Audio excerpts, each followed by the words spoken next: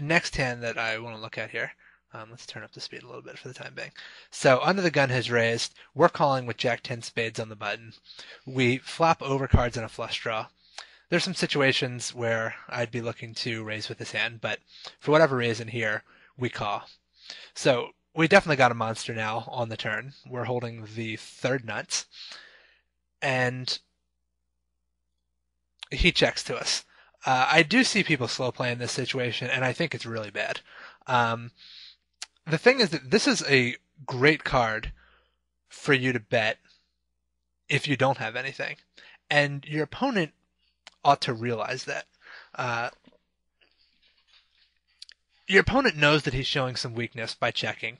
He knows that this is a good card for you to bluff, and there's even a chance that your opponent has a draw to a better spade draw than yours. So you want to start building the pot.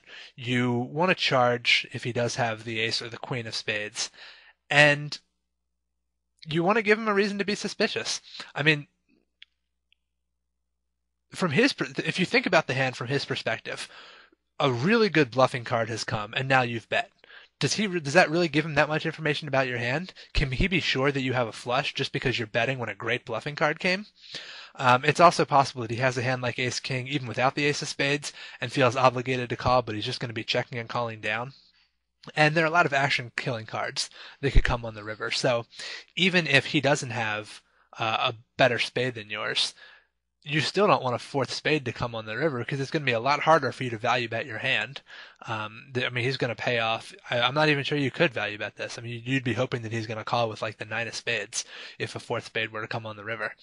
So there's a lot of reasons why you want to put money into the pot now, and I don't think he has to play especially tight against you. I mean, you should be bluffing this card plenty often, so it shouldn't be like you can only have a flush draw when you bet this card. So I think that if you do call with a draw on the flop, and especially if you have position, your opponent checks to you, you've got to bet it.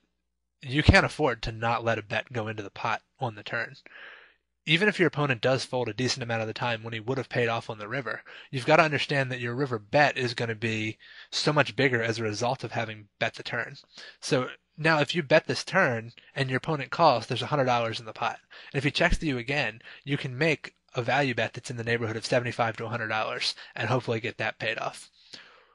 Whereas if the turn checks through, you're only going to be able to bet like $30 on the river for value. So you're really losing a whole lot if you slow play here and miss out on the opportunity to get two streets of value.